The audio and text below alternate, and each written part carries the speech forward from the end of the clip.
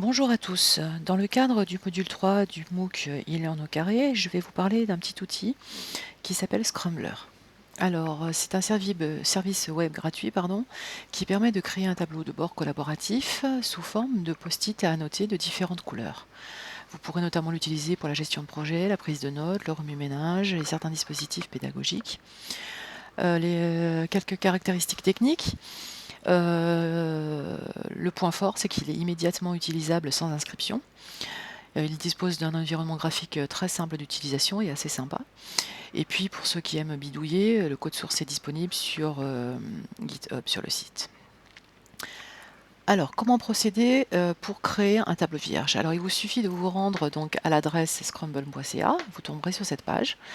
Vous n'avez seulement qu'à entrer le nom de votre tableau. Donc ici, on va mettre tutoriel, par exemple. Ouais, tutoriel, tout simplement. Et je vais cliquer sur Go.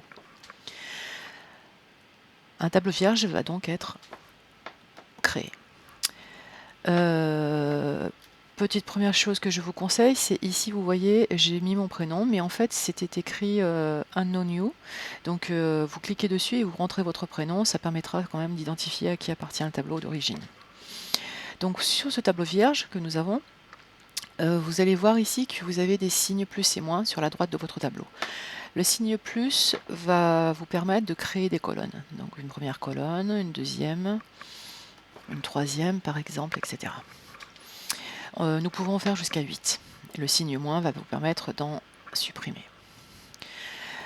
Si vous voulez donner un nom à votre colonne, il vous suffit de cliquer sur New. Alors ici, nous allons peut-être mettre Outils. Et ici, nous pourrions mettre peut-être Fonctionnalité. Voilà. Donc nous avons ces deux colonnes. En bas à gauche de votre tableau, vous avez un signe plus sur lequel vous pouvez cliquer et qui va vous éditer une petite note qu'il vous suffira de glisser à l'endroit souhaité du tableau. Pour éditer le contenu de cette note, vous double-cliquez dessus et puis vous rentrez le contenu de la note. Donc ici, les outils, voilà, par exemple, il y a Scramble. Je vais éditer une autre note. Je vais mettre un autre outil. On va mettre Prezi, par exemple. Nous allons mettre quelques fonctionnalités. On va mettre présentation. Ah, je vais aller trop vite, ça a fermé. Présentation. Nous allons faire une autre note qui s'appellera peut-être le tableau blanc virtuel.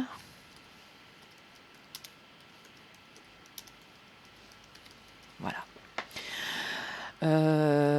Lorsque nous avons beaucoup de colonnes et beaucoup de post-it, vous avez la possibilité ici d'agrandir le tableau en hauteur et en largeur et en hauteur. Nous avons ici des petites pastilles de couleurs différentes qui vont vous servir à distinguer les notes. Donc soit pour prioriser les tâches, notamment en gestion de projet, ou alors de les associer par thématique. Donc moi, je pourrais envisager par exemple d'associer Prezi à présentation puisque c'est un outil de présentation. Donc pour cela, je vais choisir ma pastille, l'amener sur ma note et lâcher. Et donc elle est identifiée et je vais faire la même chose avec Prezi. Je vais faire la même chose avec le tableau blanc virtuel qui est associé à Scramble. Voilà.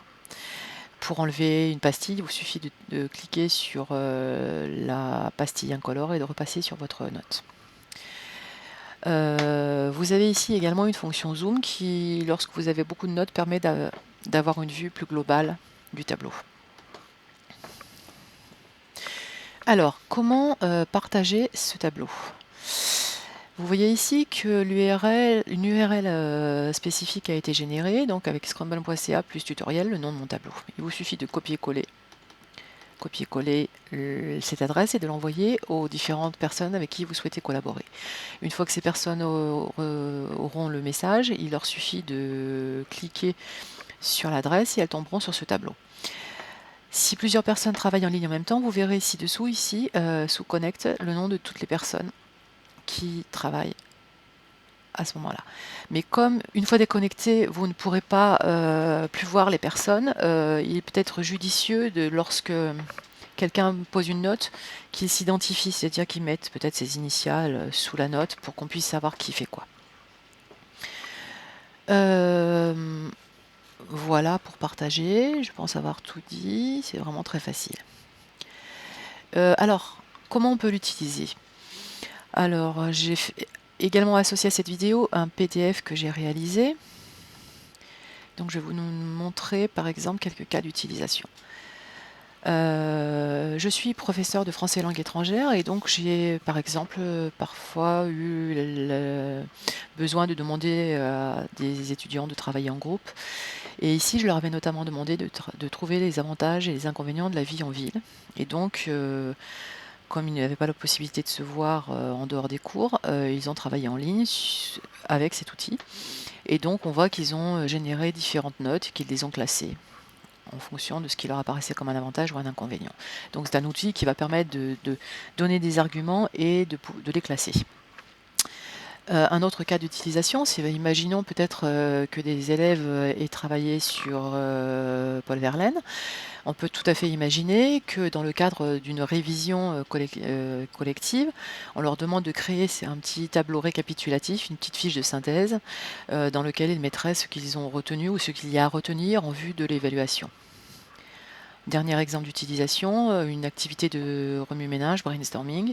Par exemple, là, on est en train de faire un plan de communication, donc on va essayer de noter au fur et à mesure toutes les idées que nous avons les uns les autres pour procéder à ce plan de communication. Voilà, donc c'est un outil vraiment très très simple, très facile. Même de très jeunes enfants peuvent l'utiliser, c'est vraiment très accessible et je pense qu'il y a beaucoup de petites possibilités à faire avec en classe. Merci de votre écoute.